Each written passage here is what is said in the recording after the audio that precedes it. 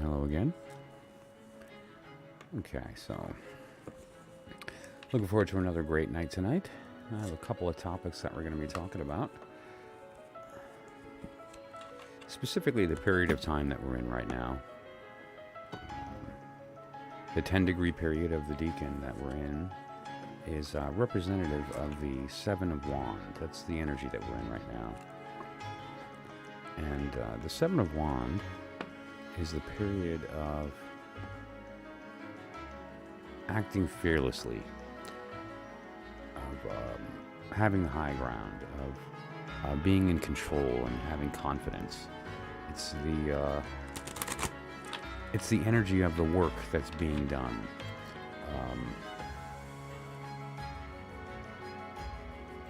The idea is in the mind.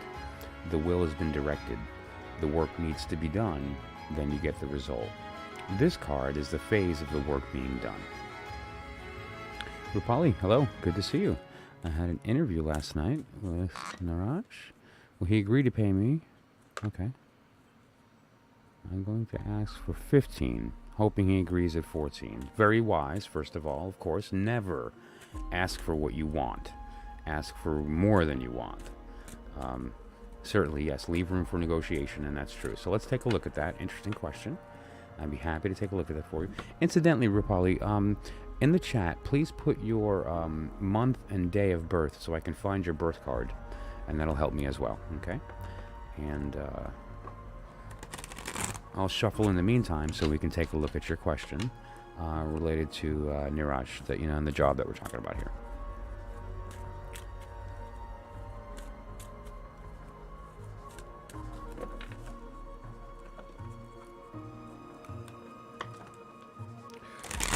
Absolutely, you can ask anything. Now, the way I handle the particular questions here, we have anybody who participates in my stream is entitled to a personal message, which is free. And what I do is I determine your birth card, and we apply that to the period of time that we're in right now, which in the particular circumstance, we are in the period of the Seven of Wands energy. Right? And the way that we determine that is through... This is actually a pretty good diagram. You would essentially find your birthday, and that particular card that's associated with your birthday is your birth card. That's very similar to your astrological sign, but in the tarot, okay? And so, but I can answer any question that you like, and we have multiple different types of spread for that. There's one card answers, but based on the type of question, we can really determine the Seven of Wands. Yep. The Seven of Wands is what we're dealing with right now. And the Seven of Wands energy, there's a couple of different ways to look about that, right? If you look at the progression from the 6 to the 7, the 6 of Wands is the card of like-minded people gathering toward a goal. And the 7 of Wands is the period of time where that work is in the process of being done, right? Now we have strength at the same time, which is also the ruling energy of the period. Okay, now let's look at your birthday, March 30th. Hello, Megan. Thanks for popping in. Let's pop open the wheel here. So very quickly, March 30th is the Two of Wands. Rupali is Two of Wands. Okay.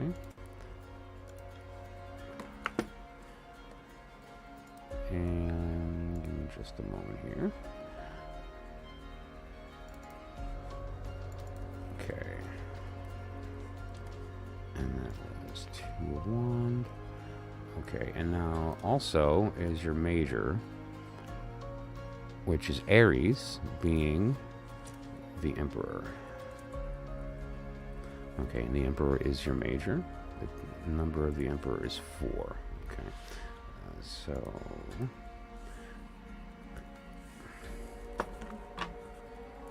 what we're looking at here is this is for Rupali.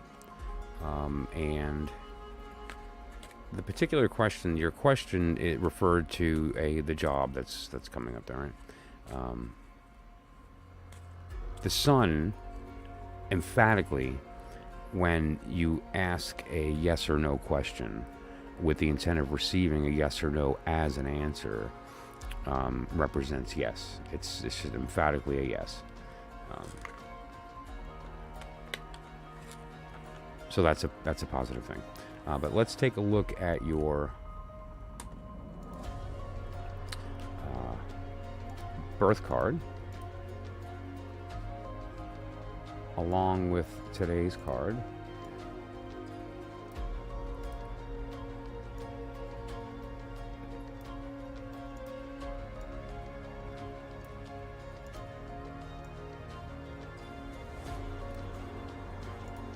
So here's the Two of Wands. And then we have the Emperor. And then we have the Seven of Wands, which is the period of time that we're in right now. Okay, so now what we're dealing with here in the Two of Wands is it's the idea of having the world in your hand and being in this state of wanting to set out and explore and grasp and take in everything that the world has to offer, right?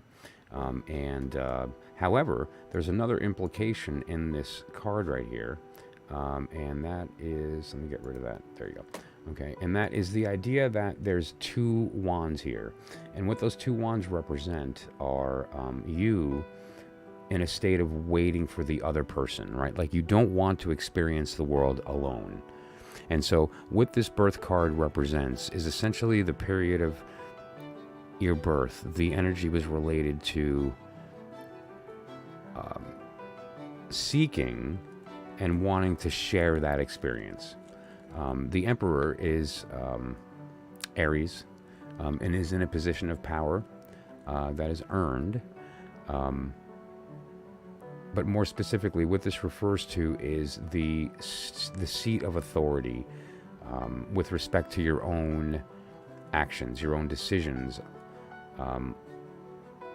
So, for instance, in the case of the Two of Wands, that would refer to the fact that you are willfully waiting for this person. It's not like you're waiting around and will they come or will they not? Or in this case, you're deciding to do that, and that is within your will. Now what we have here is the Seven of Wands, which is the period of time that we're in right now, and that period of time is the time of having your being on the high ground, having the upper hand. Regardless of all of these different obstacles in your way, you're going to plow right through the competition and be just fine, right? And so you are coming out of this battle the victor. And so the message for you today is the idea of waiting for the other person is going to be maybe perhaps difficult for you during this upcoming period, but is not going to be a problem for you. It's a matter of saying, okay, there's this thing I want to do, but I can't do it because for moral reasons I should really wait for another person to be included in that process. It's the right thing to do.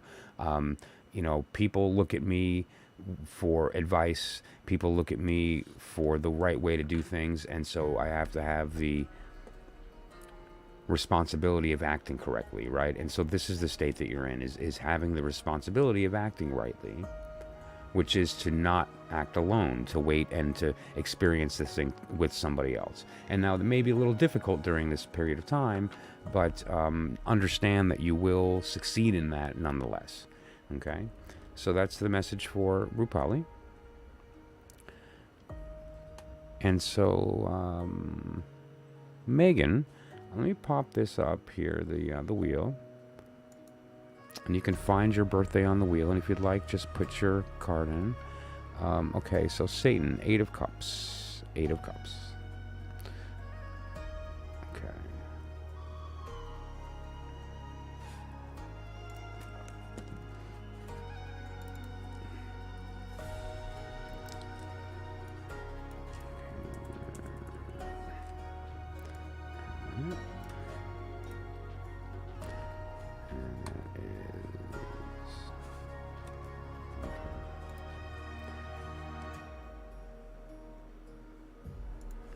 And the moon is number 18. Okay. Alrighty. So, let's take a look here. And Rupali, I hope that was able to shed some insight. And, you know, I would say to certainly anybody that joins the stream, if anything I'm doing is of any value, all I could ask is that you like the video, consider a comment. You know, the reason you're watching this video is because the robots put it in front of you, and the robots read the comments. So, you know, it's really important to me, and I appreciate that. And certainly any donation of any kind is greatly appreciated. And so let's take a look here. We're looking at the 8 of Cups as your birth card. And we are looking at the moon as the ruling energy of the time.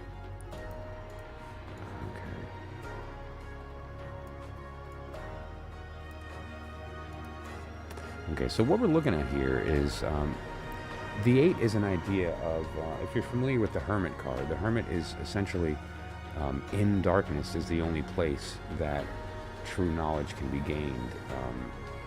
And the light, the lantern that the Hermit is using to illuminate the truth in that darkness is wisdom, is knowledge, is connection to truth.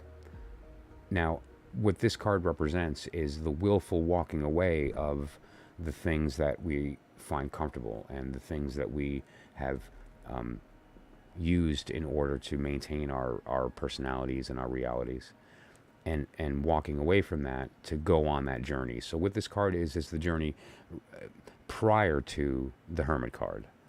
And so this is the point where that decision is made. And so what this energy means in respect to your birth card is that there's an overall tendency karmically for you to be okay walking away from things that others might think are valuable for you to grow from that experience. Okay, and now the moon, interestingly, refers to occult knowledge, or occult meaning hidden. And hidden doesn't always mean willfully, like deceptively hidden, but rather unseen for some reason, whether it's blocked, needs to be deciphered, isn't clear to you right now, but will become clear for some reason that knowledge is hidden. If it is willful, I can certainly see that being because it seems like your energy as a core kind of character trait is alone. And so now when you apply that to the card of the day, which is the 7 of Wands, what we have here is this energy, this idea that you're going to have a little bit of trouble finding that alone time until the 23rd of this month. During this period of time, you're going to have a little bit of issue finding that alone time. And some things that you didn't want to come out might come out about you, personal information or something that you didn't.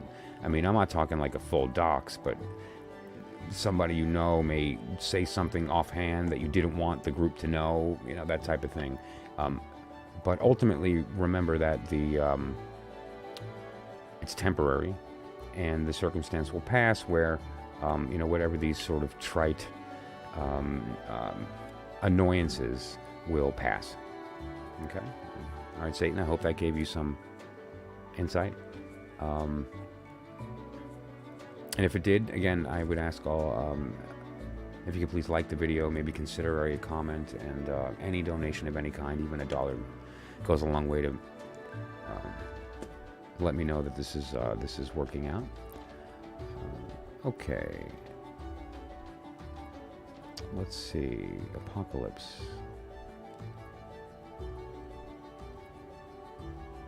March 17th.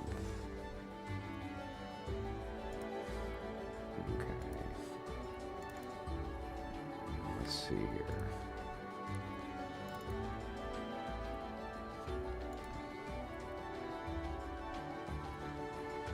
Ten of Cups. All right, 10 of Cups. And that's Pisces, so you are also the moon. Okay.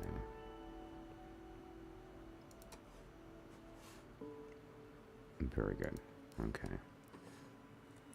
All right, so let's just get your birth card up.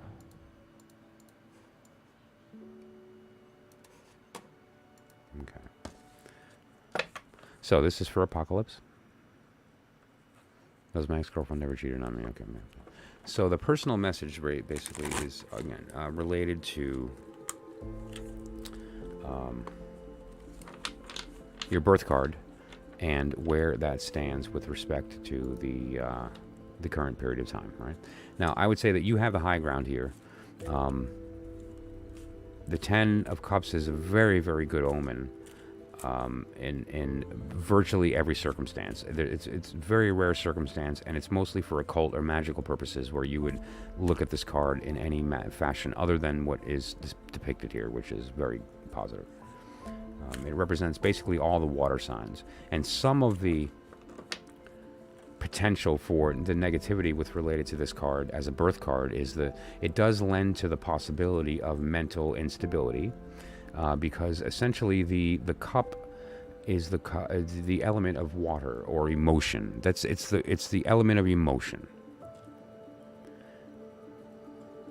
and it's in its completest form. It represents all the water signs. It represents water in its purest form, but physically manifest. So we're not talking about the water of, say, like the High Priestess or the Moon, which are water type cards, but rather we're talking about water physically manifested in our 3D world, which is why it's one of the small cards. And so this can lend to sporadic behavior, emotional instability, bouts of fits at times, depending upon the circumstances. And what I will say is that one of the lessons for this particular period of time is that there's going to be a difficulty in controlling your emotions. You may find it difficult to stay stable. You may find it difficult to, if you're in a good mood, stay there.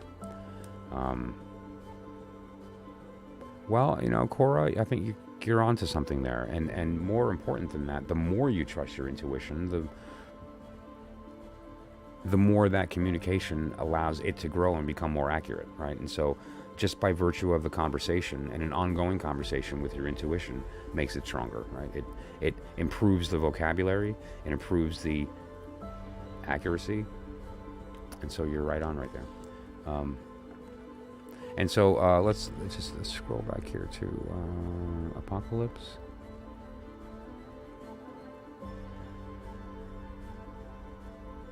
So as far as the has your girlfriend ever cheated on you and the breakup, that's a very specific kind of question related to like a love thing. I mean, I could throw a card. I mean,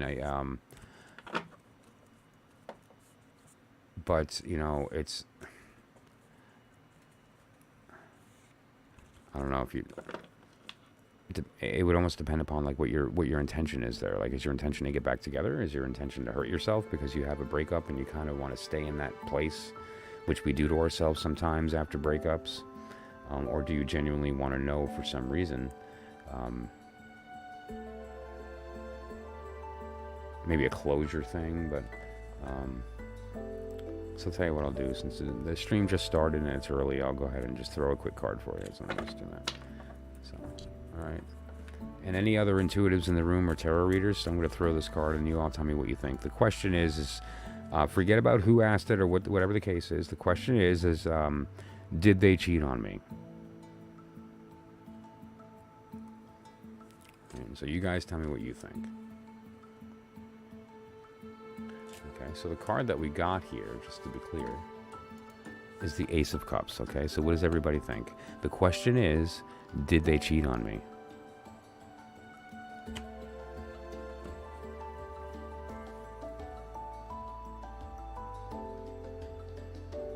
Now, there's a couple of ways that you can look at this, right?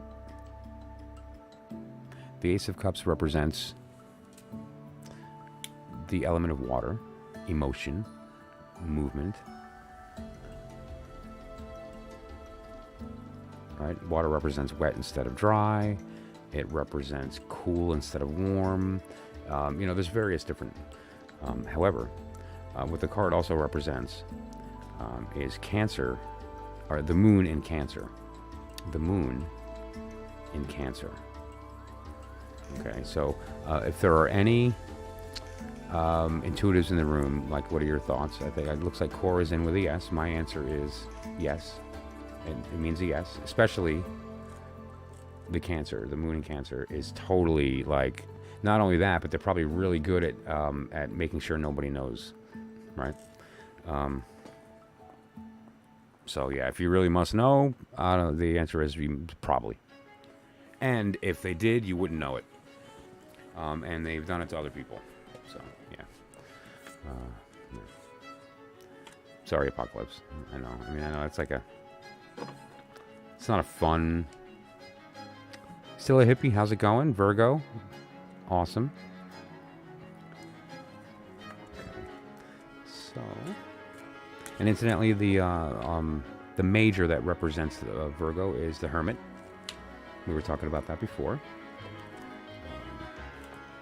Basically, the Hermit represents that, you know, the truth can only be seen in darkness, and the light that you use to shine on that truth is, it's an internal light. It's a wisdom. It's not on the outside. There is no truth in the outside world. It's only inside. Okay, so where were we? And again, I'd like to say to anybody out there, if you see any value in what I'm doing, please like the video and consider leaving a comment. And donation of any kind. It really goes to show that what I'm doing here is working out. Okay, so that said,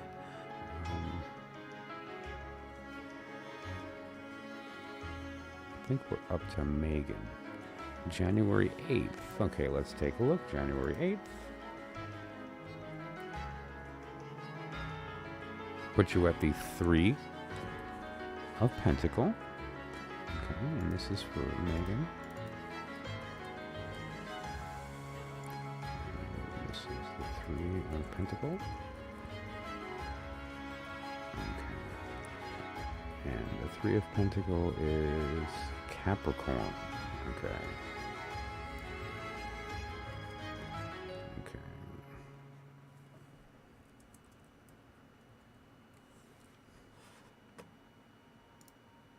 Okay, Megan. So let's just get your cards out really quickly. Which is the 3 of Pentacles. This is your birth card. This is very much like your astrological sign, and it does not change throughout your life. It's not derived, obviously, by some synchronistic process or through a ritual process. It is derived through basically the compulsion of our ancients to chop stuff up into different sections. So they took the 360-degree sky and said, oh, let's break it up into 10-degree sections, and those 36 are the decans. That's where we get the word decan, which is actually from the word deca, meaning 10 degrees, right? And each section is the decan in the sky. And then your major, the devil, represents a couple of things. Obviously, first it represents the astrological sign of Capricorn. And let's jump back here to the wheel, right? And so we're in the period of Capricorn, and specifically the ruler of Mars in this case. And what it represents is essentially the idea of giving into the bodily base desire. It could definitely apply to the propensity toward addiction. Doesn't mean you suffer from addiction, but it means that you may have a propensity toward it, and to be aware of that, or a propensity toward obsessive compulsive behavior potentially. But the real lesson there is that the chain that's around their necks is very loose and can be pulled off at any time. It's simply a reflection of our base desire. It doesn't mean we have to act on it. And the 3 of Pentacle here, this is a great card with respect to craft, work. What you have here is a circumstance with these 3 people, and each person is different. You have the stonemason on the left, that's the one that did the work, and they're the master that made the art, the beauty. It's because of them that this exists. But then you have the monk, who is the person that's going to benefit from that work. He's the one who will pray in that room and look at the beauty, and the one that will benefit. And then you have the person next to the monk, who is the financier and the person who paid for the work to be done. And so ultimately what this is really talking about is whenever there is the act of creation, even if it's an artistic process, very seldom does it involve one person. It involves at least 2 or 3 people during that creation. And we have to decide what is our role in that. And we have to allow for those other roles to be filled by others. And so it's a good lesson. And, sometimes we become the one that does the sculpting. And sometimes we're the one that takes direction from somebody on what to sculpt. And we have to be open to both. And now with the 7 of Wands, this is the period of time of having the high ground. This is the period of time of, regardless of the number of adversaries, you're going to come out okay. You're in a state of fearlessness. And so how you apply that in this particular circumstance is that you are the artist. You're the writer, director, producer, and actor. And so you have full control of the circumstance during this period of time, up until about the 23rd. And with the devil is the warning that don't abuse that power and get sucked into it, because it's temporary. Eventually you will have to, introduce another person in the circumstance, and then not, and then you will. But during this period of time, I see this being very advantageous for you, and so it's not a bad time for you to create and to, more importantly, to share your craft. Make sure other people see it, okay?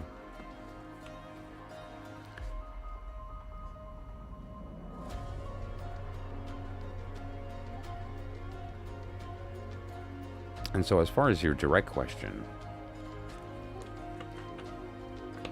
interesting if you look at the cards that came out just strictly artistically, forget about the symbolism. This is for Megan again. It almost looks like a yes, right? Okay, so I hope that was insightful.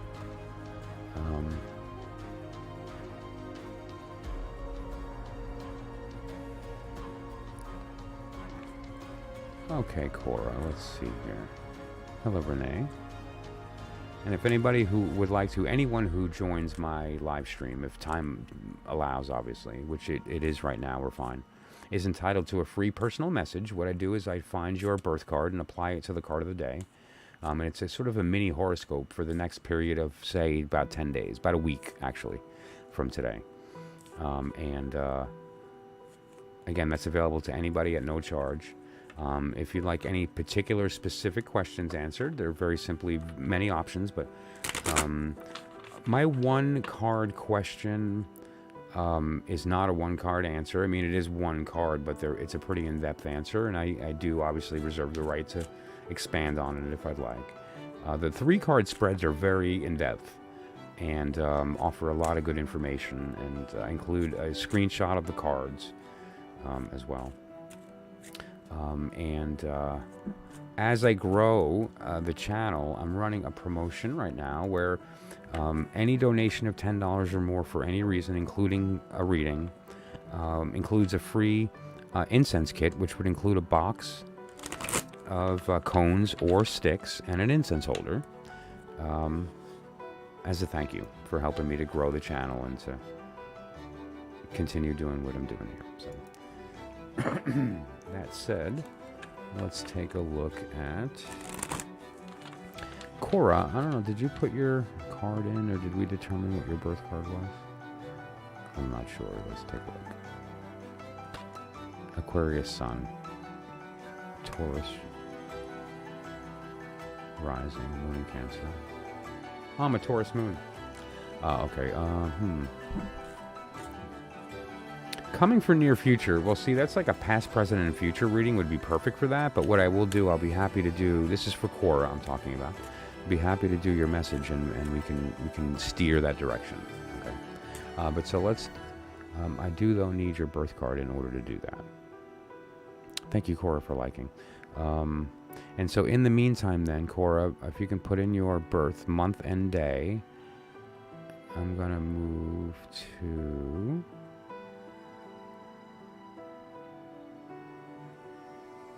Mahesh, December 12th.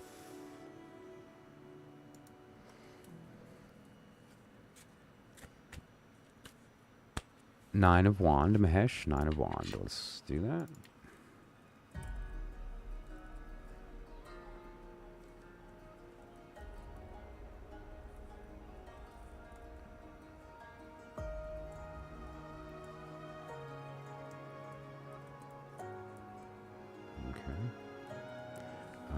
And Nine of Wand is Sagittarius, which is Temperance. But it also has another name in the Crowley-Thoth system and also the Golden Dawn system of tarot.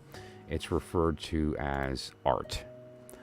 Okay, so let's just pop the cards out very quickly. Temperance. And the Nine of Wands.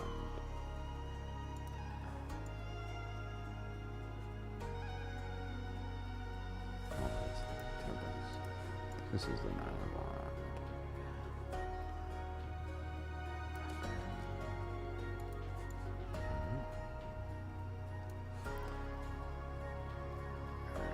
And the Seven of Wands. Okay, great.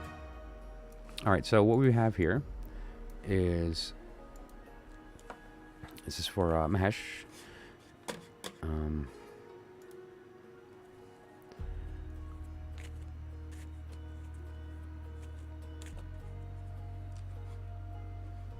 Okay, great, Cora. I'll jump to you next. Cora's next on the list. So what we have here, the Nine of Wand, if you look at where we are right now, actually, which is the 7, the Nine of Wand is the point where the battle is over, okay? And now, if you'll notice, there's all these sticks in the back. And then you have the person in the front. And essentially, this person has this sort of feeling of being like fighting the battle alone, right? Like they've went through all this nonsense and nobody had their back, but they had everybody else's. And so there's sort of this idea that you have to fight your battles. It's another way of putting this card too is the smartest guy in the room. Like you know, it's if you're the person that people come to when they need help, where do you go for help?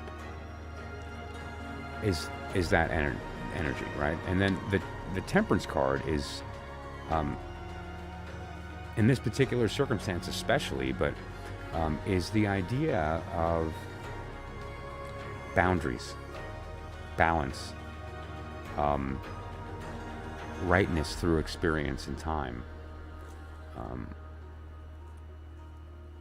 of giving into the fact that you have to let go of certain things that are bad for you and that you have to allow and do certain things that are good for you. The Seven of Wands applied with that is this idea that for the next period of time, until the 23rd, when we move out of the Seven of Wands and into a totally different space, we're moving into Pentacle. I'll talk about that in a moment as we get to the card of the day. You have the high ground, and it's not courage, which is acting in spite of fear. This is fearlessness, which means that courage is not even necessary. You got this. And so this would be the period of time, the next 7 days especially, Mahesh, is the period of time that you explore boundaries and you start saying no to people. Because what you're going to do is you're going to leave this period of time, entering this new time, and we're going to get to what that is. This period of Pentacle coming up. Having formed a foundation, planted a seed of this new balanced person that is finally giving themselves permission to receive as much as they give, okay?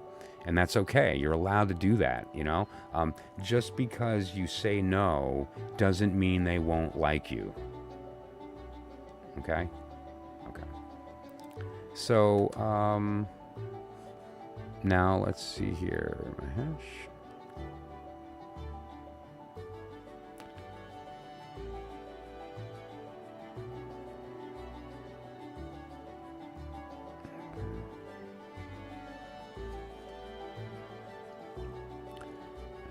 Let's go down next to. I hope that was insightful. And anybody that would like to participate, again, just pop your birthday in there. We'll find your card, and then we'll go from there. Cora is next. As well, all I can ever ask for is a like to the video, and you consider leaving a comment. The reason you're watching this video is because at some point the robots put it in front of you, right? And they read comments, and it lets them know that what's going on this channel is worth sending people. So it does mean a lot, and any donation really means a lot to me, because it shows me that this is working, and what I'm doing is of value. So I appreciate that. So let's look at Cora.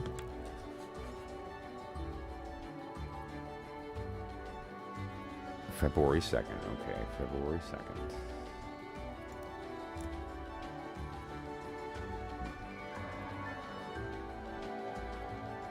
Six of Sword. Six of Sword. Aquarius, which is the star, but Aquarius. So we are looking at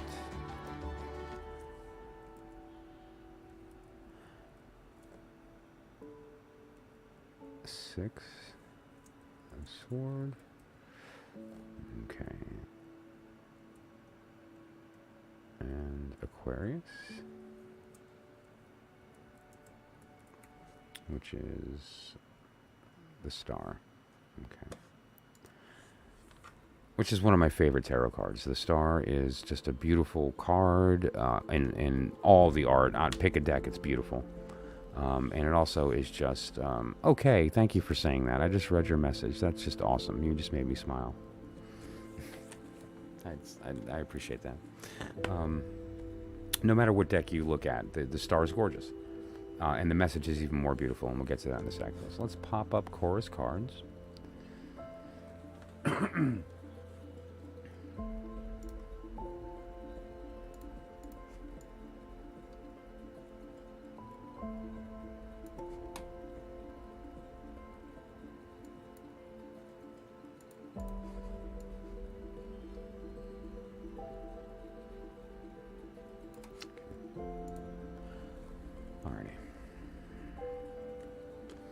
So what we're looking at here in the Six of Sword is a family in a boat traveling, right? Thank you, Rob. Thank you for liking. Like, really, it's such a big deal. So you have a family traveling in this boat here, and they packed up their swords and off they go. And it's a card of opportunity. It's a card of entrepreneurship. It's a card of industry, movement and motion. With respect to the intellect, because it is a card of the mind, it's the element of air. You have this idea of like a mastery. Like, this person doesn't just decide to pack up their swords and kind of go off to sell their wares with their family because they suck at what they do. They're doing it because they're good at what they do. And there is a science to it, a precision. And so that's good. And so as an energy for where you come from, from the moment of your birth, the environment was one of accuracy and exactness, and also that is known, that there is a demand for that, right? So basically it's going to be easy for you when you do the correct work to share that.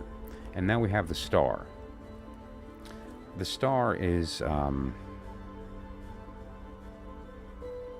kind of a hard energy to attain, but super easy to attain.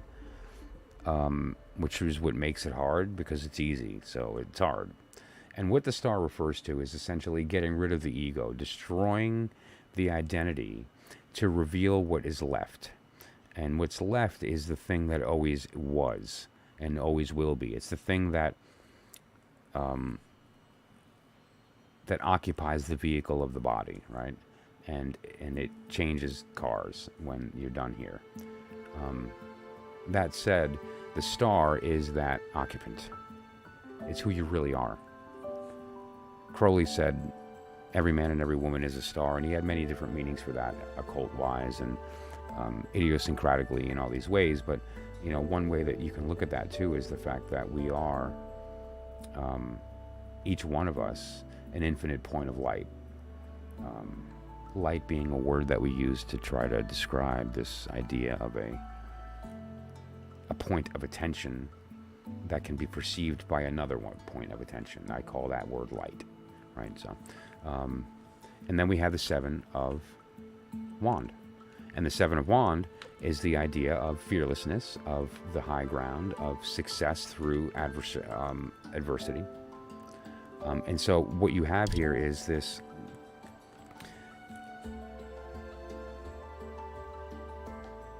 you have the energy of taking the willful action to do that, to look inside, see who you are, and allow that to inform your actions. This week in particular, and until the 23rd, it's the overall vibe, the energy, the momentum of this time is assisting you in doing that. And so now would be a time to do that, or to start that, because the energy is good for that to succeed.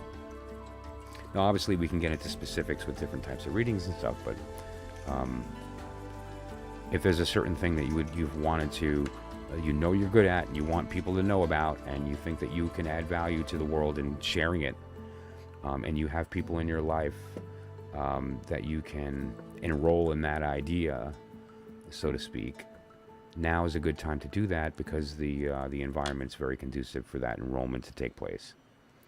So, yeah. You know, and again, if anyone has any specific questions or readings, the two particular that I seem to do a lot on streams as opposed to with clients is the Celtic Cross, which is sort of the generic, but is really good for the 60,000 foot view karmically, and the Astrology houses, which is essentially 12 cards laid out in lines of 6, and then the houses determine the positional context. Also very powerful. It's kind of like a Celtic Cross on steroids, and if you're familiar with the language of astrology, it's very accessible. Okay, so let's take a look then now at and Cora, thank you for joining the stream, and I hope that helped.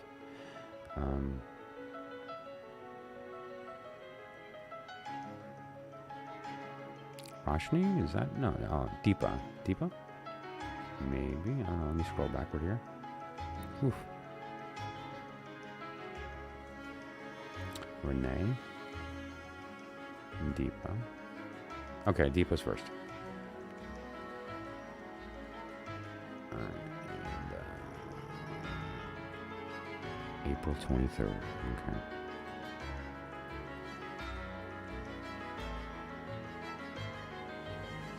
April 23rd.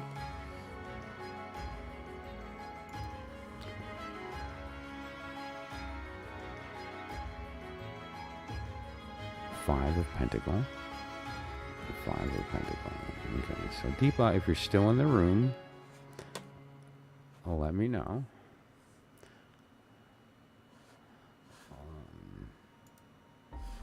And I'm going to have to make a little list here. Thank you so much, Cora, for saying that. It's, you know, I take this seriously. And what is the point if I'm not able to connect, right? And so if I did, then that means, wow, it fulfills a very important part of who I am and why I do what I do. And so I really appreciate that. Deepa, good. Okay, I'm glad you're here. So thank you, Cora. Okay, so Deepa, I'm just going to go back here. Let's find your April 23rd. Yep, I already forgot, so let's take a look. April 23rd. 5 of Pentacle. Okay.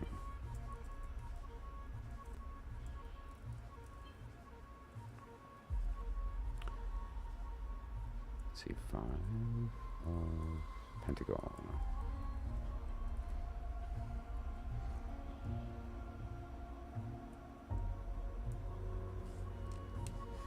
And let's just look at that wheel one more time.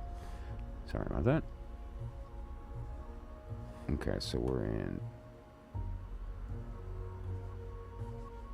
Taurus. Okay.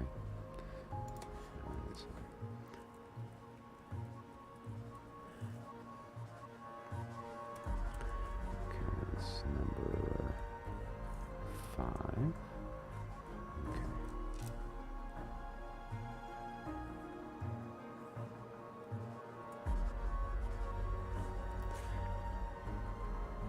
Okay. All right, so this is for Deepa. Let's find your cards real quick. Pentacle.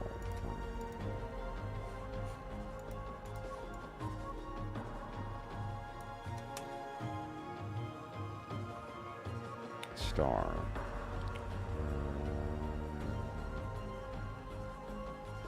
There we go. And there we go. Alrighty, sorry about that. Great. Now, what we have here, in the 5 of Pentacle, this is your birth card. This is the card that you carry with you and throughout your life, and it does not change. This card shows injured paupers that are going to the church to essentially beg for help. The idea here and the lesson here is so complex that I will not get into all the symbolism of the card, other than these couple of ideas that I think are critical. The first is, we have an obligation due to the fact that the way that the world is created by us, societally, there is a disparity between the rich and the poor, and that disparity is great. And so we have an obligation to balance that by taking care of those who are injured and elderly and ill and so forth. And secondly, there's an idea of the necessity for charity, and you have to be okay sometimes in receiving when you're down. Now, in the Hierophant, we have this image of the Pope, which is the concept not of religion, but the institution of religion, the rules, the worldview, the assumptions that are in us because of the institution of religion. So what we have here is very interesting too, because you have the 5, which are the people at the church there for help, and then you have the church in the middle, right?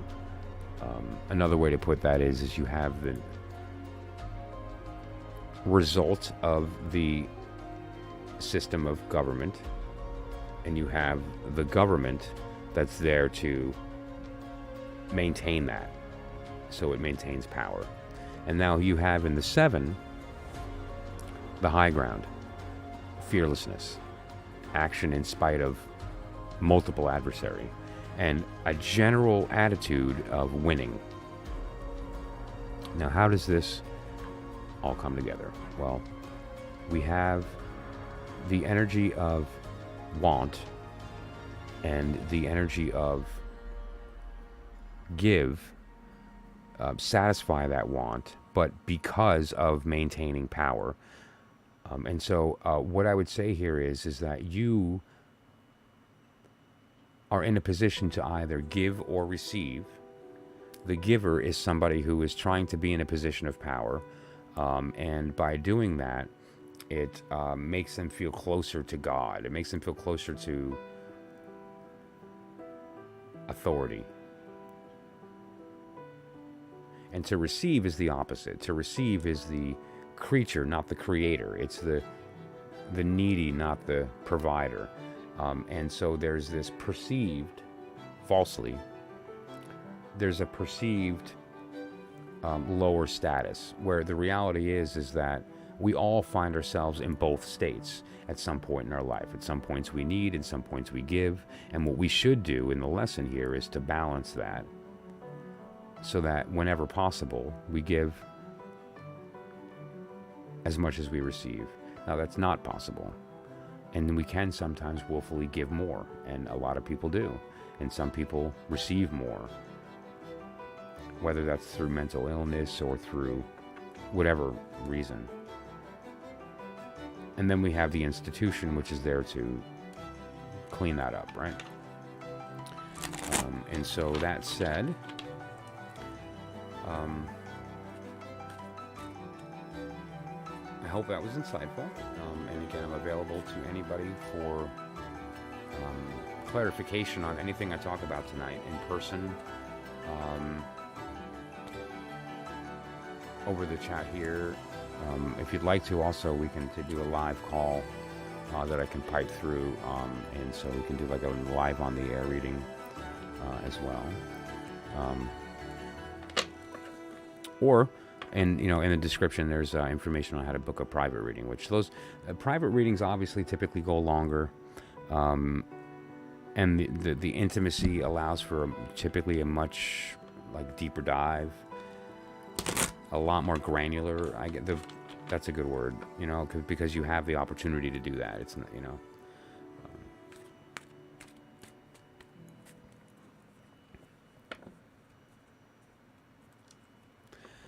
Oh, wow. Okay. Thank you so much for saying that. Wow.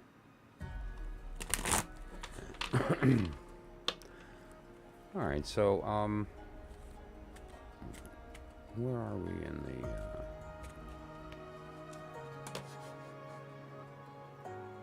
Okay, deeper. And now, so after that was...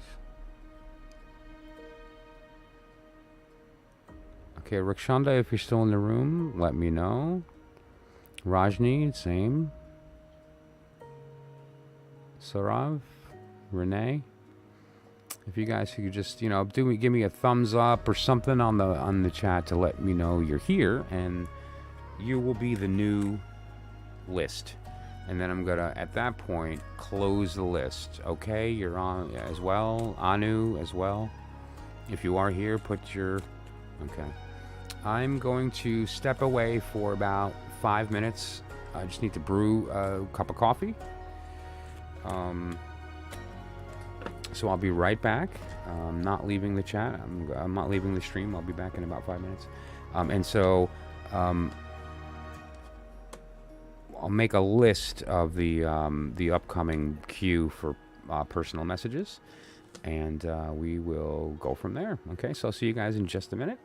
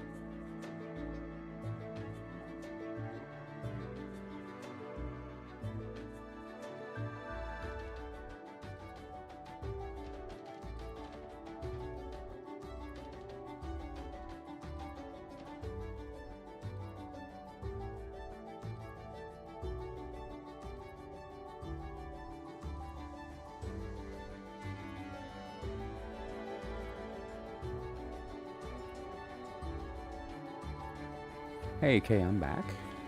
Let's take a look here. We have Rajni, Renee, and Saurav. Okay, let me go ahead and put the list up.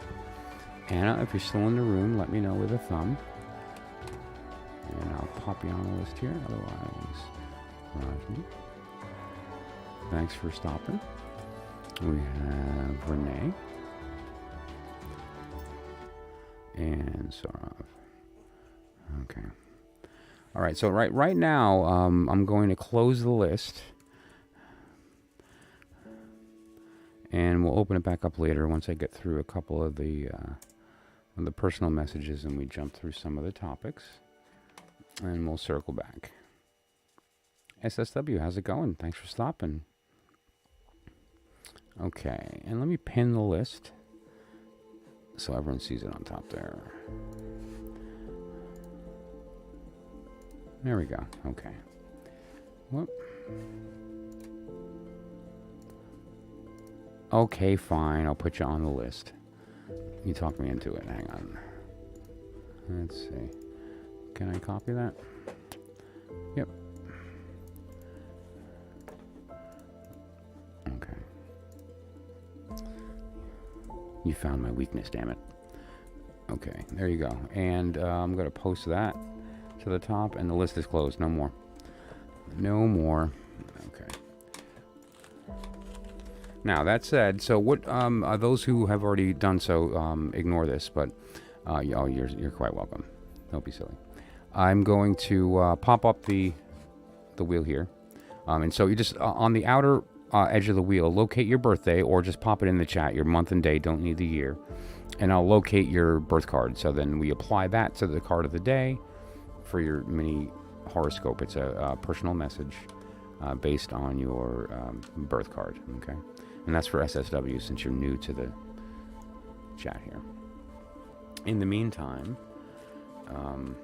some of the things that we're going to be talking about tonight, we've already discussed the card of the day, and it's determined the same way. This is not drawn through an intuitive process. It's not drawn through synchronicity. Rather, it's chosen astronomically. Okay, and so that's why we use this wheel, because it's very similar to the natal chart. So if you're standing in the middle of this looking to the left, you're actually looking east. And if you look to the right, you're looking to the west. If you're looking at that blue area to the top, you're actually looking up in the sky. And if you look down toward the Cancer Gemini, you're actually looking through the earth, right? So that, imagine you're standing in the middle. And each one of these, quote, deacons is a 10-degree period of time. Okay. December 15. Okay, I'm December 16. How do you like that? I have a sneaky suspicion we've met before. Okay, so let's look at...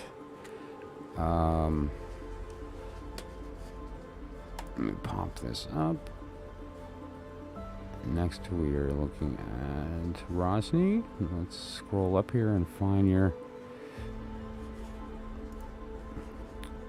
birthday. There we go. November, wait, okay. November 20. Okay, November 20. Great.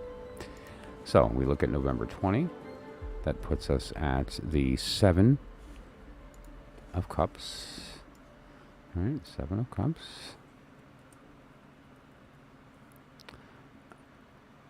Okay, 7 of Cups.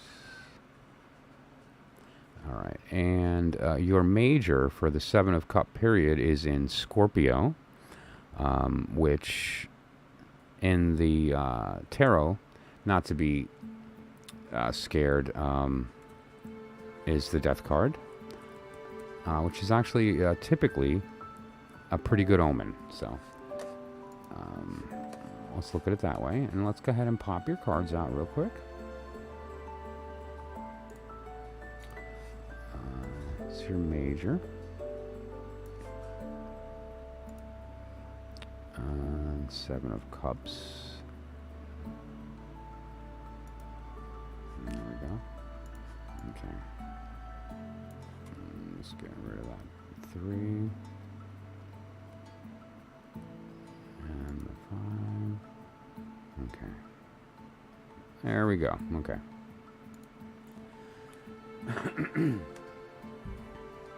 So what we're looking at here is The Seven of Cups refers to... Anjali, thank you so much for subscribing. I appreciate it. And thanks for joining our stream tonight. Welcome. The Seven of Cups is the energy of the illusory part of the world, right? Let's look at it this way. There's reality.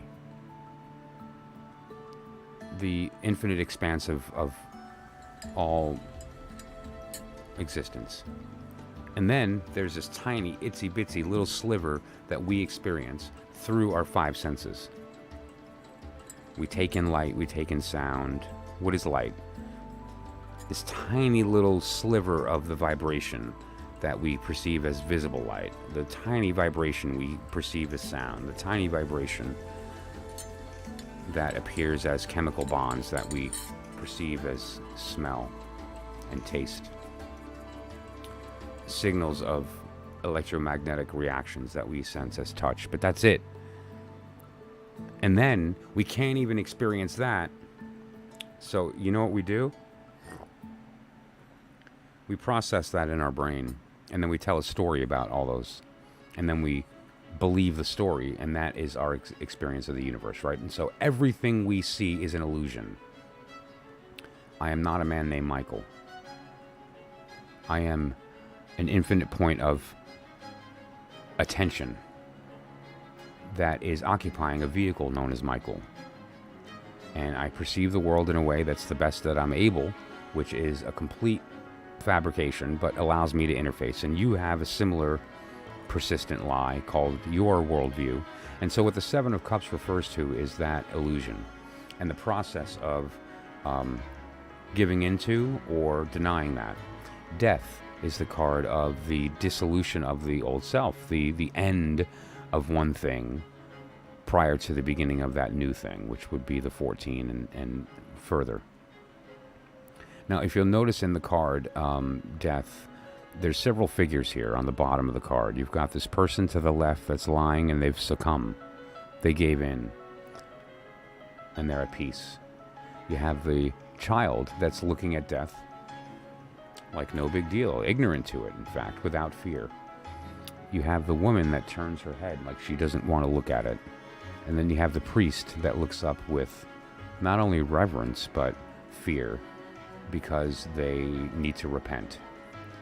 Right? And so, but death has many stages. During this phase of ending something, like if you change your stage in life, or your path, your career, your love life, or you go into the higher levels where you're looking at the stages of life that you move in and out of as we progress through this wheel of our lives. This card represents that period of time where you choose how you react to that. And so as these major changes come, hello puppy, the puppy might join us. We'll see. As we go and move through these changes, we take on these roles. Do we succumb? Are we afraid? Do we walk fearlessly? The point is that change is inevitable. Okay, and so the message for you, Rajni, is that during this time, choose fearlessness. That's what the Seven of Wands is telling us. The puppy's not going to join us. She ran away. The Seven of Wands represents fearlessness and acting in spite of all the adversity. And it also is a good time for you to clear the air and see the illusion for what it is and begin to see the truth instead. And what the Death card is representing here is that the energy is conducive for you to do that. And so now would not be a bad time to kind of clear that air because the energy is there for you to do that, okay? And so that's your message. I hope that it was insightful. And if it was, please consider liking the video and making a comment is a really big deal. The reason you're looking at me right now is because a robot put you in front of me, or put me in front of you. And the robots read the comments. That's, that's how they decide, okay, this is something that people would want to see. So it really means a lot. And certainly any donation of any kind really lets me know that the work is working. Okay, so let's see here. We have next is Renee.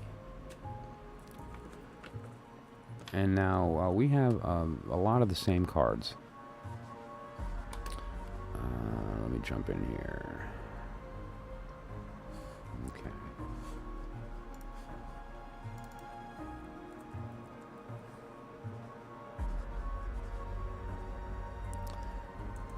the 10.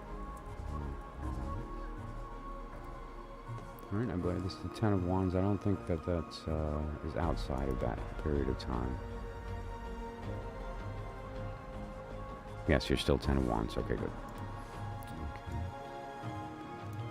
Therefore, first of all, yay, Sag. How lucky are we that we, all we had to do was be born and we get to be the coolest sign. Okay.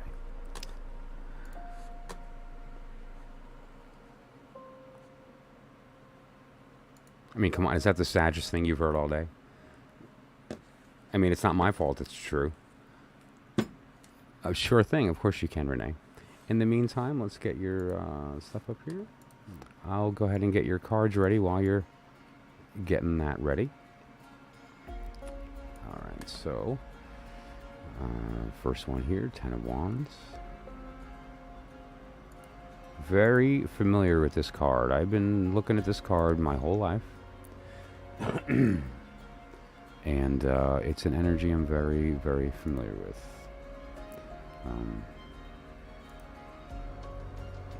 Okay.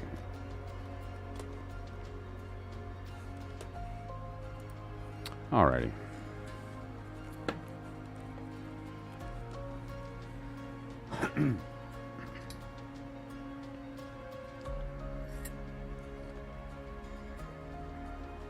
Coming towards you in what? Sure, let's take a look.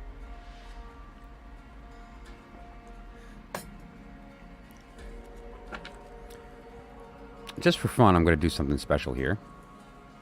Because I can. It's my channel. I'm going to do a mind, body, soul for Renee. Because why not?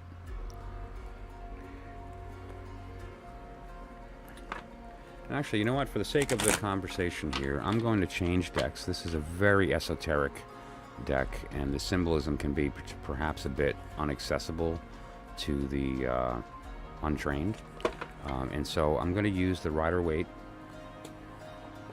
Pamela Coleman Smith Tarot. This deck has gotten a lot of use, and this is my mini. How cute is that, right? And so it's very good for this type of reading. You're quite welcome. So let's see what we can see. The Mind, Body, Soul reading is a spread that I do for clients. It's very in depth. I'm not going to do the full reading now because it's out of the scope of a live stream, like publicly. But it includes connections with specific individuals and looking at from the idea of how it affects your mental state, your physical state, and your spiritual state. And so we're going to look at all three of those things. And this is also for anyone else that's in the room. You can take a look at the types of spreads that I do. This is a spread I developed over time. It's mine. It's not something I read in a book. It's not something I bumped into somewhere. This was developed over decades of doing readings for people and understanding the way the flow seems to work the best for getting at the heart of this particular type of question. And so it works out really well because you know what we think about when you ask a question like love as an example, or a connection with a certain individual, or how will it react, very seldom do we look at the perspective of the mind, body, and soul separately and how those affect each other. Instead, we usually look at the body, or will we be compatible, or the heart, and these type things. Newton, what's happening? Good to see you. Right now, the list is closed, but I'll be opening it up in a little bit. You can certainly jump the list with a donation. That's sort of the rule of the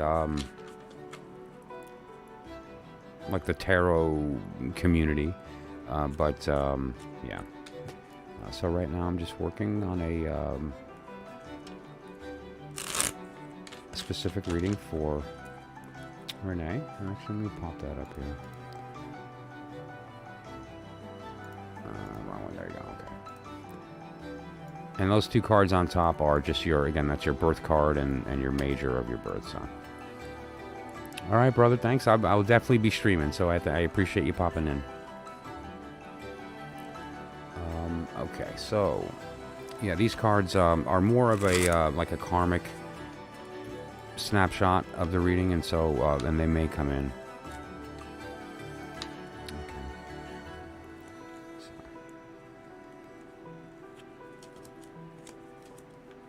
Alrighty, let's see here.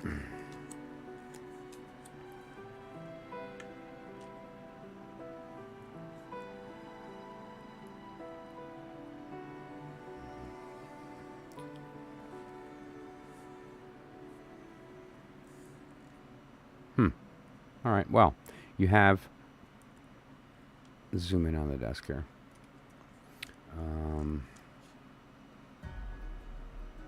There we go. Okay. So here, Queen of Swords, this is you. This Eight of Cup is them. Mind, body, soul. You. Queen of Swords. The mind, intellect, science, mathematics, medicine, engineering, this type thing. Like,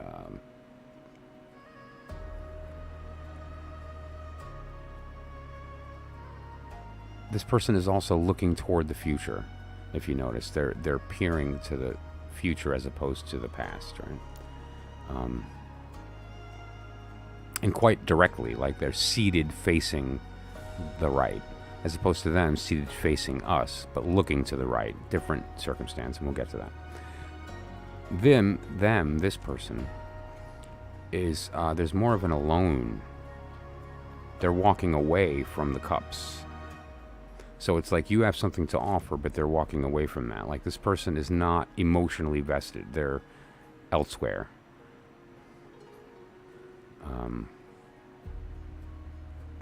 Now, as far as the connection, mind, body, and soul here, how you two connect mentally. Well, first of all, mentally, you, Ace of Sword. Again, very similar to the Queen of Sword, but this is more at the root level. So it's kind of at your core, is this idea of trusting what you know, and that your knowledge is kind of important to you because that's what allows you to do what you do. Like it's a focus of your path. The things that you know matter to you. Here as well, body.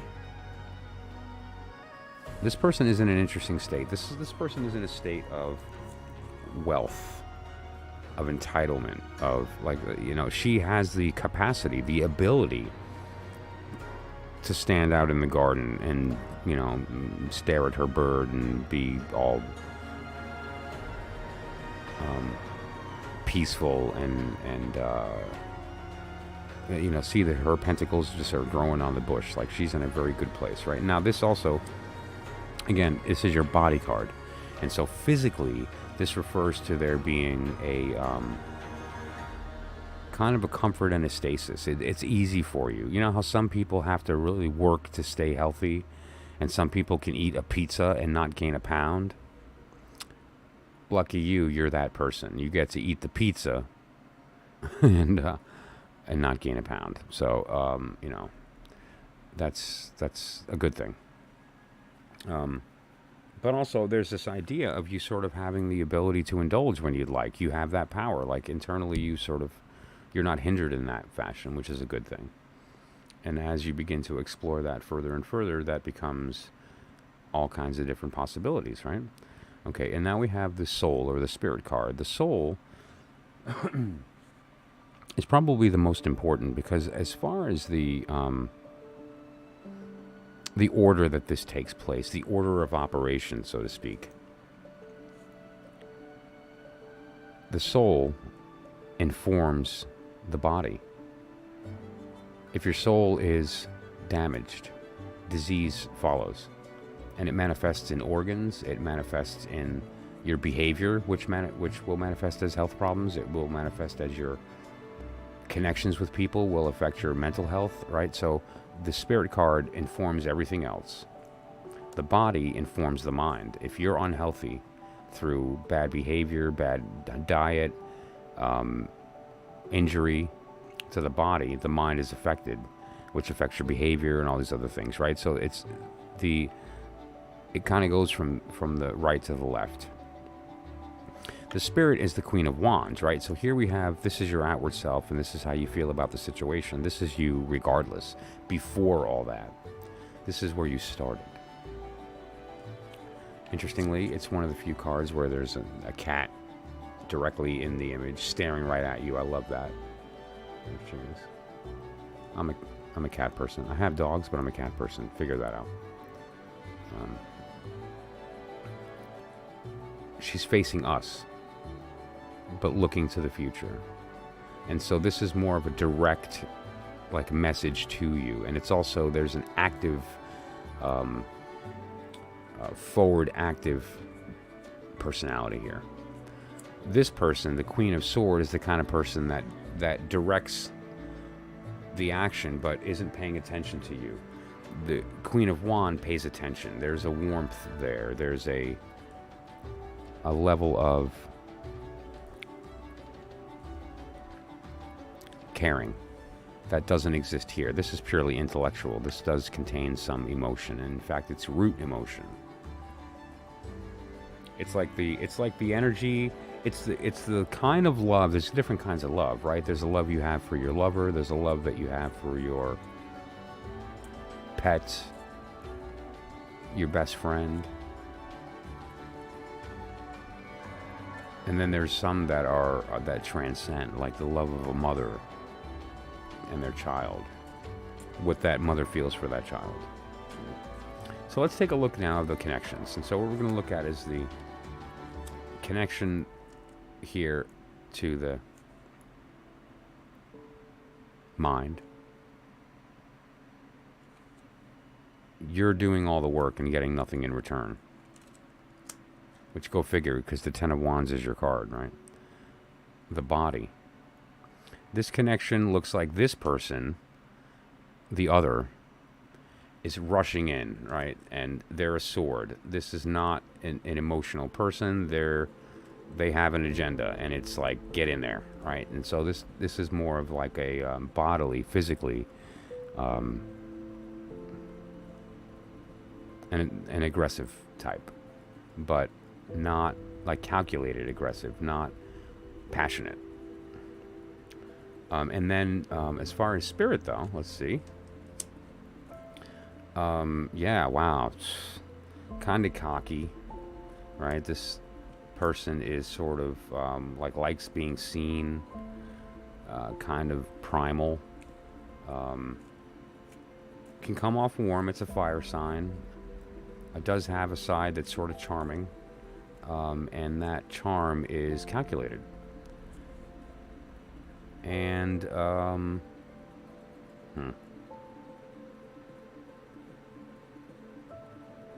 Well, first, any particular questions about what I've discussed so far? Because otherwise what I'm going to do is shuffle out a final card, which is essentially, if nothing changed, and you never learned any of this, what is essentially the action that you should take? Like, what is the correct karmic vector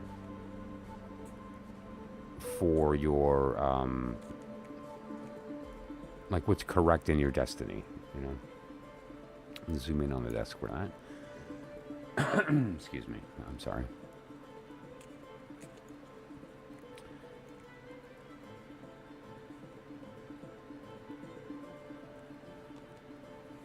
I'm going to use a different deck for this kind of thing. There's a deck that I like to use that is really good for this type of reading.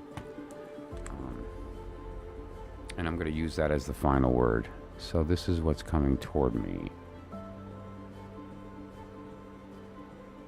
Well, yes, and that's up to you. If nothing changed, if sort of the normal course were allowed to happen, then this energy here is moving towards you, right? That that is the wrong screen. That's what we're looking for. This one here is, and it's physical in nature. So again, the intent of this person is, I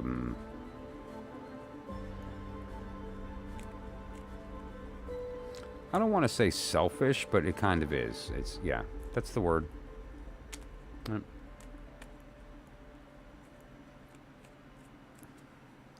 So let me get ready to pull that last card.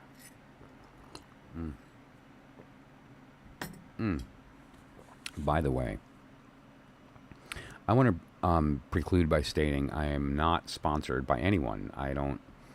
I'm too small to even attempt that to begin with, but more importantly, I don't really believe in that type of thing. However, Green Mountain Coffee just came out with a flavor a little while ago called Black Granite. If you're into dark coffee, they got it right. Man, it's just like so good. Anyway, so I'm a dark coffee guy. I don't know if you noticed my mug. There's never been a more true statement spoken. And I've tried Dark Magic, delicious. I've tried the Sumatran, really good. However, this Black Granite, what a flavor.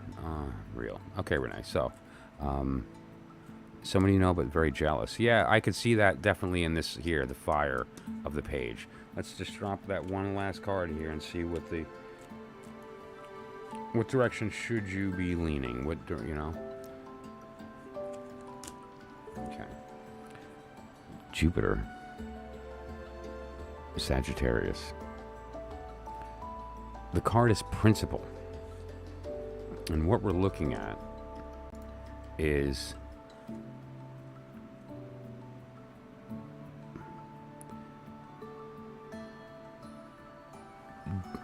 doing what you know is right. Not going against what you know is correct. Now, define correct, right? Because in a lot of circumstances, what we consider to be correct is really more what we've been taught is right by the establishment, our familial belief system, whether it's religious or spiritual. He's a Leo? Yeah, that's... Well, that's... Yeah, makes sense.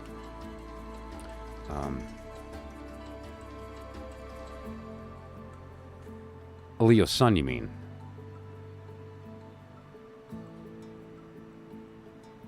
You know, it's oftentimes Leos aren't always the most jealous type because of insecurity, and typically Leos don't suffer that outwardly.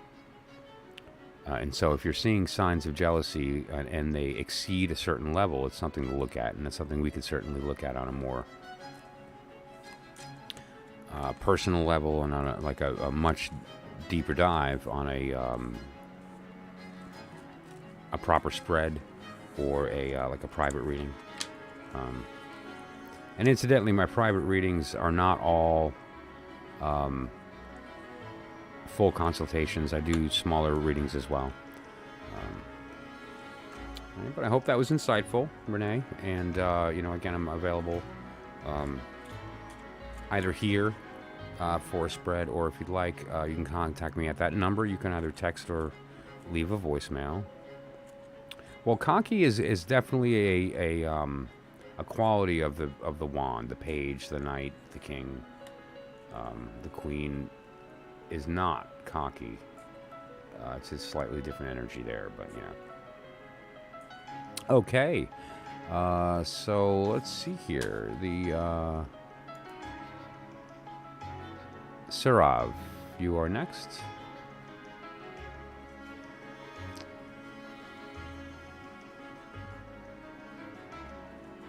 October 25. October 25. Okay.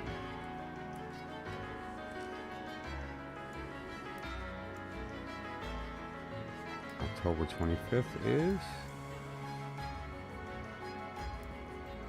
Give me just a moment here. And there we go. Bing. 5 of Cup. 5 of Cup. Okay. And the 5 of Cup is in Scorpio, which is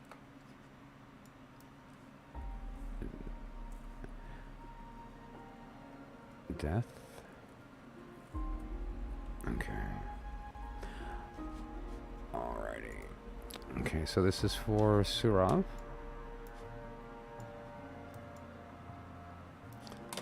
Let's get these cards out.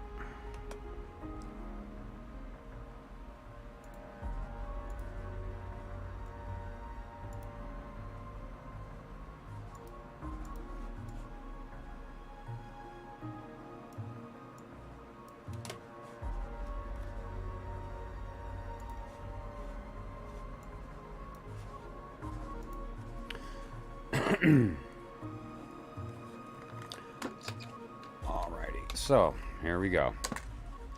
The Five of Cup is the card of missing the forest for the trees. You'll see he's looking down at the 3 spilled cups and is ignorant to the 2 cups that are behind him.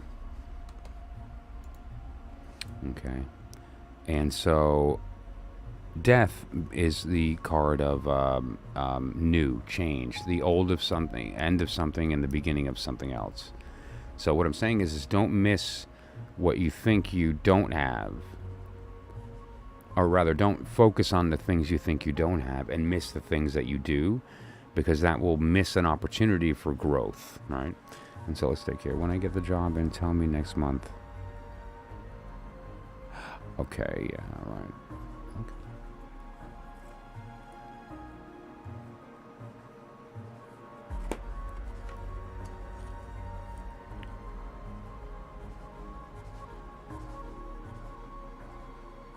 Let me zoom in on this for you.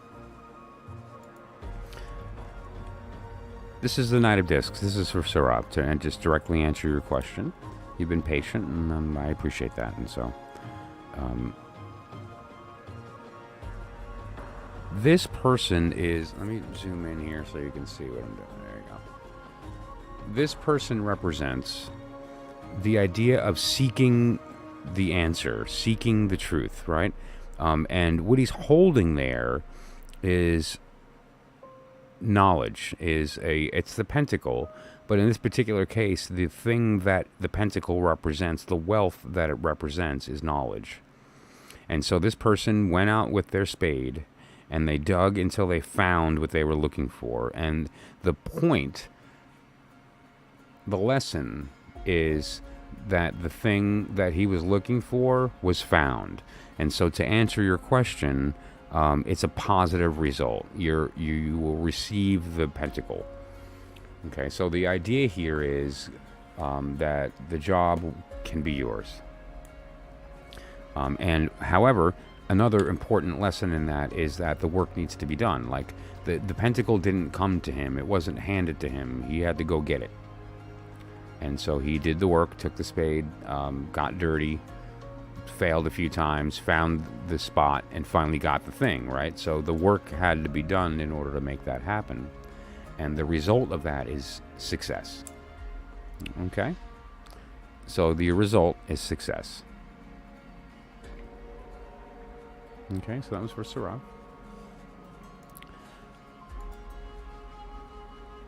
Alrighty, let's see. SSW, if you're still in the room, let me know. Just throw me a quick thumbs up or something in the chat. Let me see if I can scroll back here and find your birthday. I'm not sure if you put it on there. Maybe not. December 8th. Awesome. Sagittarius in the house. Okay. December 16th. So.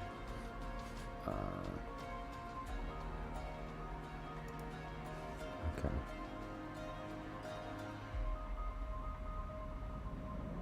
Rishi, sure thing. Right now I'm working on a different reading real quick, but it'll be no problem. Okay. And SSW, just let me know with a thumbs up if you're still in the room, and that'll be you. And if not, then I'll jump to Rishi.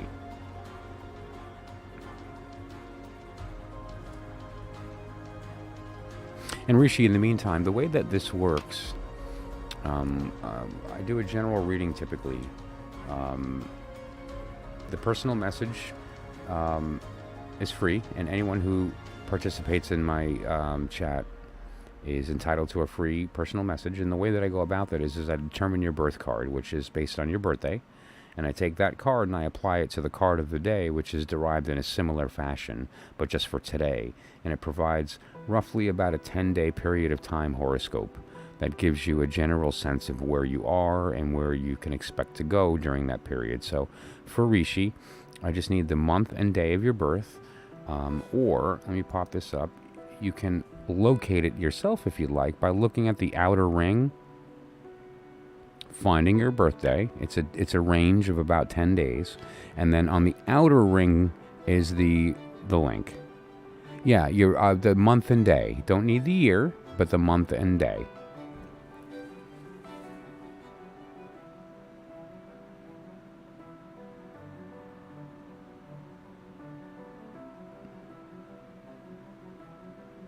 June 28. SB Pisces, good to see you. Thanks for popping in. Okay, so Rishi, June 28. Two of Cups. Sure can. Just pop your month and day of birth in the chat there. Just don't need the year, just month and day. And we'll find your birth card.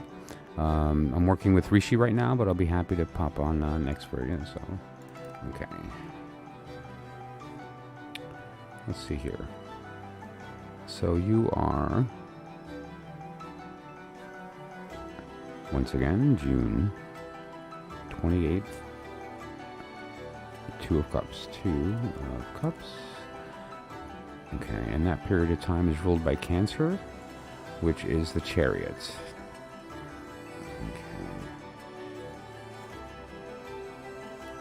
So let's do this.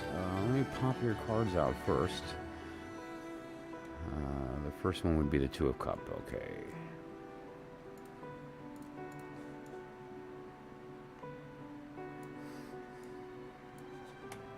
Next one is the Chariot.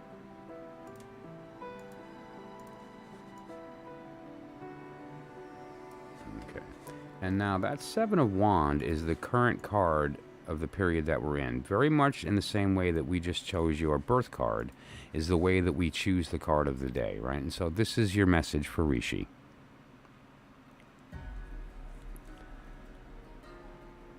The Two of Cups is the representation of what's called the alchemical marriage. And what this refers to is not the union of two people, it's the union of the elements to create something new. The goal of the work is perfection. And what this is the moment that connection takes place. So this is the moment that the catalyst has taken effect and the union happens. The Chariot is a card that is very often misunderstood due to the nature of its being. The Chariot is usually referred to as movement or motion.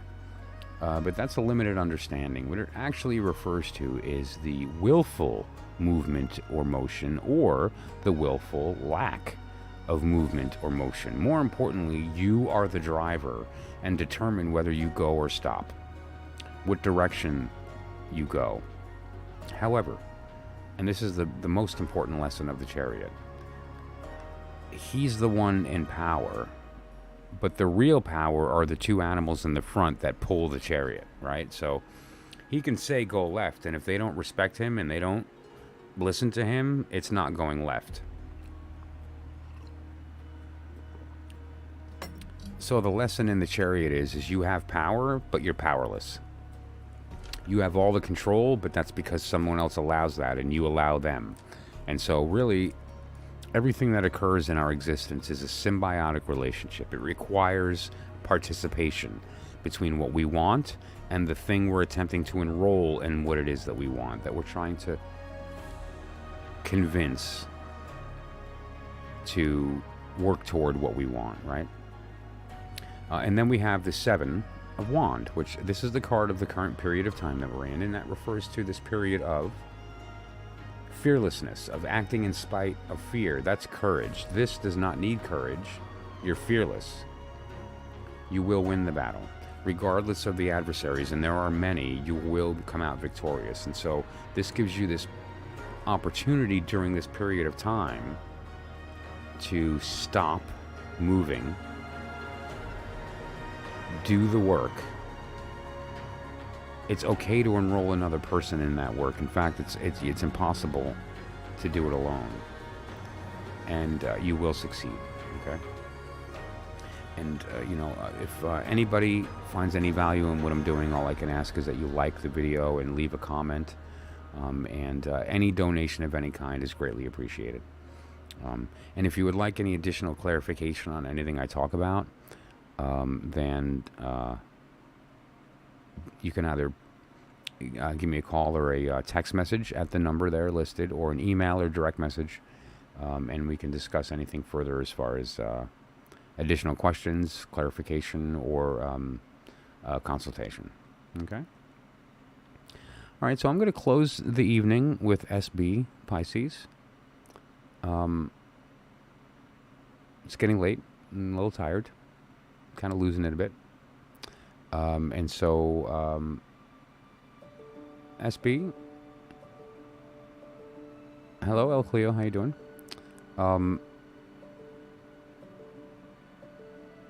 I can do a personal message. I was thinking of kind of winding down the the stream tonight. But if you would like to participate, oh, no problem, Rishi. Thank you for joining the stream. And if you found any value, share it, and give it a like, and think maybe about a comment. Okay, so Cleo and SB Pisces as well. If you'd like to participate, just simply put your month and day of birth, don't need the year, in the chat, and I'll be happy to do that. Yeah, if SB's not here, then I'll call you the last reading then. Okay. SB, if you are here, just give me a thumbs up and we'll jump on that. And if not, then Cleo, all I need is your month and day of birth. Let me see participants real quick here, actually. They are not here. Okay. June 25th. Let's see, June 25th. Okay, we have...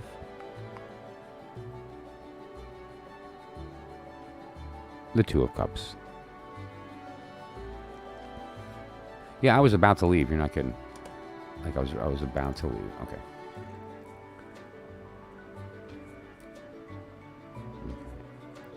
Now, June 25th is interesting. That was the last person I did a reading for was June 28th, which is the same period of time.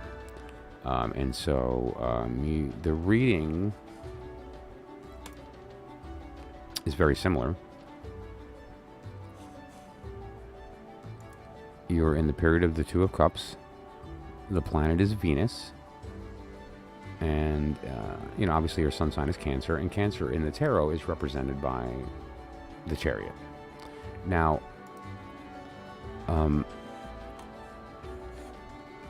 since I'm going to be ending the chat here in a little bit, if you'd like, we can do something a little more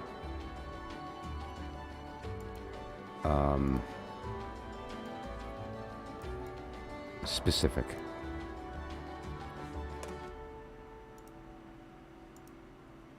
Because the message is very similar. That's a personal message, but it's kind of similar to a horoscope in the fact that it's a little broad with respect to the number of people that it applies to, and so to get into specifics would require more cards and getting a little deeper, which I'm happy to do. So rather than do that, if there's anything in specific that you'd like to ask, we'll just go that route, and I'd be happy to provide you with a quick couple of cards and to directly answer a certain topic that you'd like to talk about.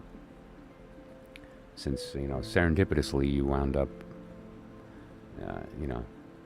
and so we'll just take that as meant, and there's something that you need to know, and whatever that is, I'll be happy to try to find for you. So what can I help you with? In the meantime, I'll take a sip of my coffee while you type and let me know what you'd like to read about.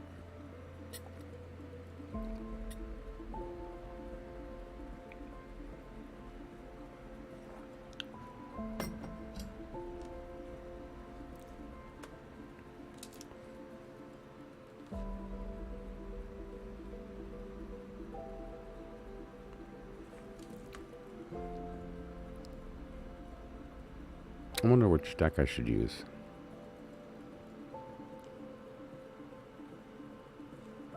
I guess it'll depend upon the question.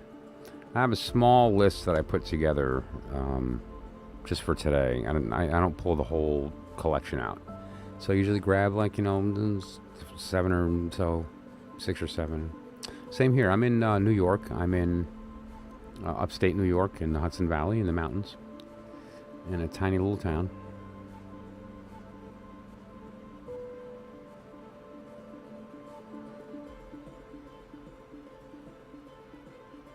So it's late for you too, depending upon where you are.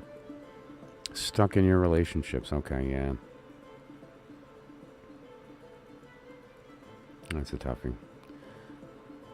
Alright, let's see here. Yeah, no, I'm in a weird place too. And actually, I don't even know what to say about that. Like, I almost gave up on it. I don't know. I don't want to sound cynical, but you know what I'm going to use? I'm using the Lon Milo Duquette Tarot of Ceremonial Magic. This is some intense stuff right here. This deck's great.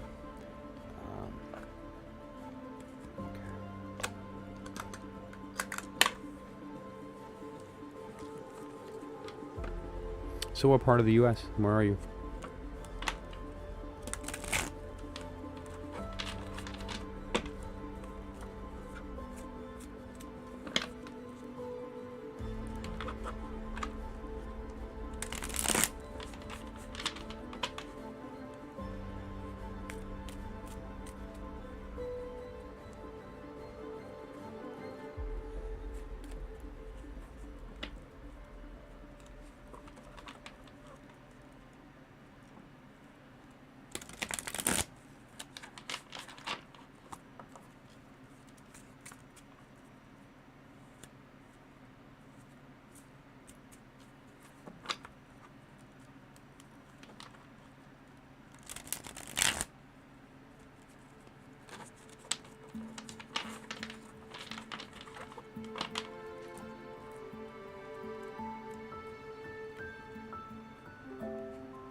Subhadra, hello. I'm actually just about to be ending the stream. But I would say that I stream every day. And if you'd like, leave a comment. Leave a comment on this video with your month and day of birth. Okay, this is for Subhadra. Leave a comment with your month and day of birth. And I will answer that comment with your birth card, the major of the day of your birth, and a personal message, a private personal message. Okay, and then next time you're in, if you pop in on the live stream, and we'll go from there, okay? I really appreciate that. Thank you so much. So don't forget, just comment with your month and day. I'll find your card. I'll send you a small personal message in that comment, and I'll catch you next live stream. Thank you so much for that.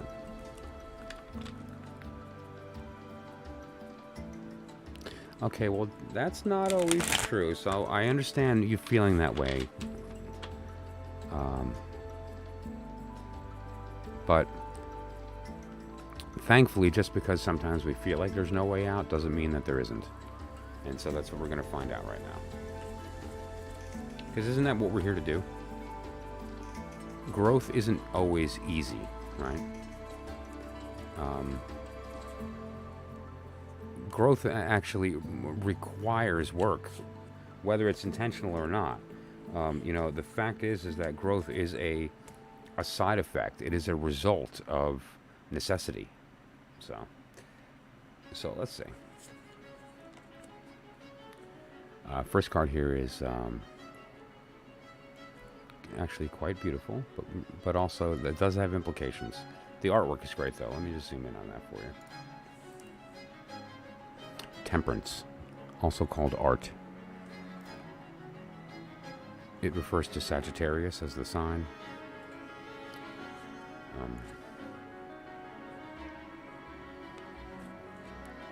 art is a good word.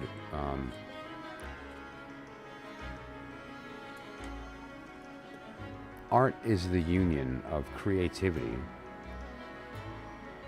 and the heart's desire to communicate. But it's not art until it is seen by another and felt. So your desire is to communicate a sensation, an emotion, a feeling, an idea.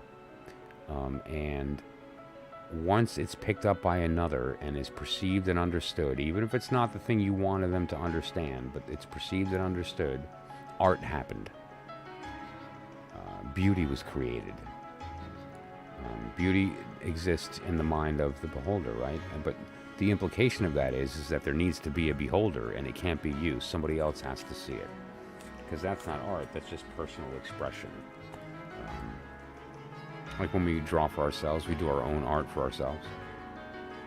But also, art has an implication too, which is important. And this is, it's the idea of the warning against addiction. The warning against going too far into the art and losing sight. Like, you don't want to inadvertently be stuck in a bubble where you don't see anything else. That's really dangerous. There needs to be a balance.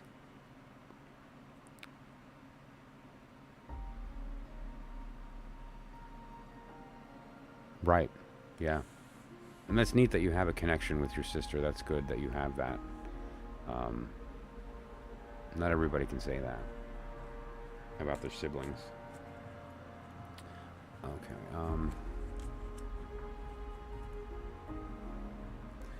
Well, that's tough. That's actually very.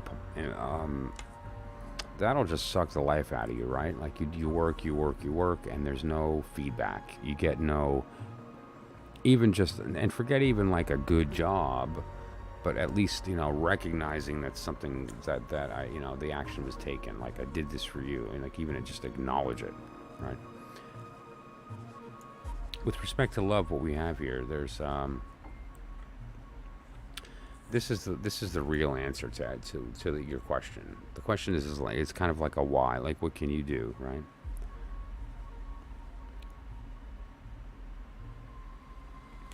The star refers to what you actually are, which is an infinite point of perception that is occupying a body. The identity that we perceive, that we project, that we persist, is not who we are, and is a product of our environment, our society, our experiences that we were taught and learned. But it's not who we are. It's a very limited version of ourselves. So there's this infinite point of light that is nothing but a point of reception. A little piece of gravity that takes in light, sound, thoughts, hearing, smell, taste, touch, other people, processes that. All these things around that personality. However, the thing that we are is devoid of all that. And so if we are in the position of being able to step out of this shell that we've built around that point, okay, that we call self, because it's always there. Self is temporary. Then we get to act and react and harmonize with our environment in a much more right manner, right? It's like the difference between swimming with and against the current of a river. When you act on behalf of your true will as opposed to what you think people want, you attract other people into your life, very close friendships, that you couldn't if you weren't being yourself. And more important than that, it informs your actions, which are going to determine the kinds of people that you interact with on a relationship level, on a level of love. What we have here is the 3. What this card represents, and I'm so happy it came up here with the star. What I'm talking about is heavy. We're talking about shedding parts of yourself that are no longer useful, and you are going to mourn the loss of those parts. So there's parts of you that you've developed to cope with feeling insecure. There's parts of you you've developed to cope with feeling confident. There's parts of your personality that you've created in order to navigate your world. And they're not all useful anymore. In fact, some of them aren't at all. And letting go of them can be hard. And when you do, it hurts. And that hurt is real. And so you are going to mourn that loss. But the beauty is that from that loss is an emptiness that is now open to being filled by something else. And that thing that you can fill it with is what actually is not new. It's old. It's what's already been. It's what's already there that's being blocked by the world. Stealing your art is light, truth. So instead of reflecting the world, you shine your own. And the side effect of that is that people who are attuned to you are going to notice that light. They're going to turn toward it. And that's an important lesson. You attract yucky when you put out lies. Now, that doesn't mean you're being malicious. It just means that you're not being yourself. And that's going to attract people that aren't good for you. But if instead of reflecting the rest of the world out, you shine your own light, it's going to draw the attention of people that are good for you. And so one of the reasons you're having trouble with love or connections in general is you're afraid to shed because you're afraid it's going to hurt too much. You're afraid of the mourning of that loss. However, the one thing that's, and I'm going to leave this card on top because it's the final word of the reading. This card, let me go in closer actually. This card represents doing the work. You may have heard the term the alchemical marriage. That's an accurate term. And that is relevant from the respect of the Two of Cups. This card is the major arcana version of that, of the mixing of the parts to create the red lion with the wings, right? Here we see the red lion with the wings as two separate pieces because the work is being done, it's not complete. And here we have that same exact symbol, only we have the red lion with the wings as one. Well, failed at a human being, why? Because you've been unable to shed the ego. You know how hard that is? The ego is really persistent. The ego is the part of you that makes you think that you are not what you are. It doesn't have your best interest in mind. It does whatever it needs to get you to do what it wants. And if that includes insulting you in your own head, it'll do that. But that doesn't mean that the insults are real. They're just words that are being stuck in there to get you to motivate to do something that you don't want to do. That's what the ego does. You need to kill it. You know how you kill the ego? You starve it to death. You stop giving it power. And what I mean by that is you take agency back. So like, you're not good enough. You're not this enough. Why don't you? You always. This language that pops into your head. It's just like when you're flipping through channels on a TV. They're not your thoughts. My voice entering your ears doesn't make you me. The picture of the screen that you're looking at right now on your phone or on your computer that's entering your eyes doesn't make you the screen. Thoughts entering your mind, which are a product of your brain, don't make you the thoughts, and they don't make them any more true. So the way you exit that reality is recognize that it's not reality at all, and that we are not our thoughts.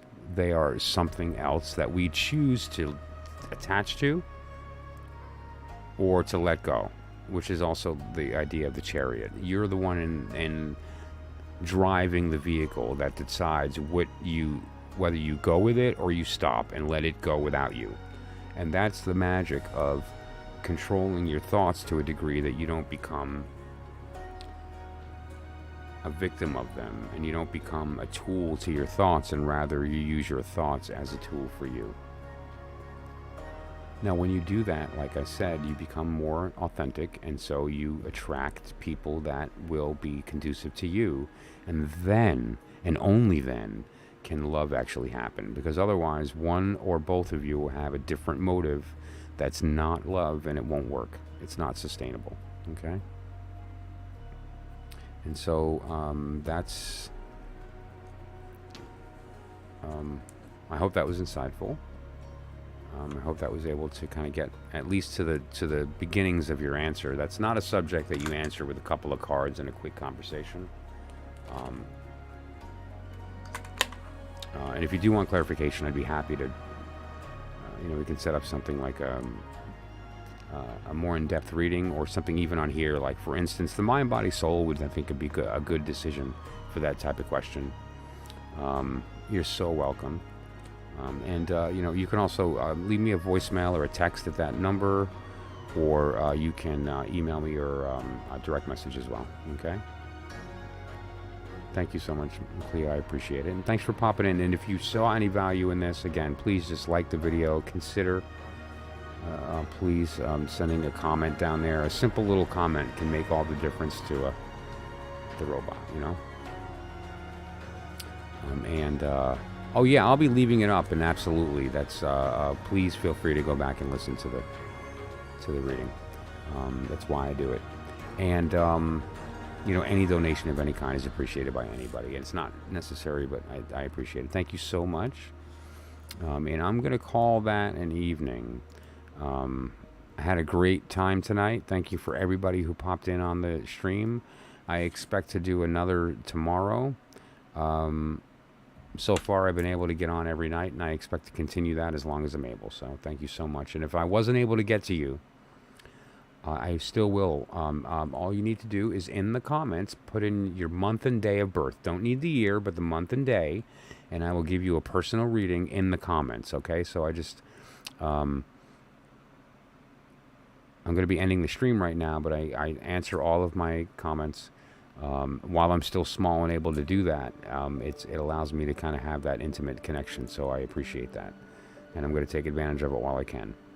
So thanks so much for everybody who popped in on the stream tonight. I really appreciate it. It really means a lot to build this community. Thank you so much for joining and allowing me to share in that energy with you guys. So have a good night, and we'll see you soon. Thanks a lot.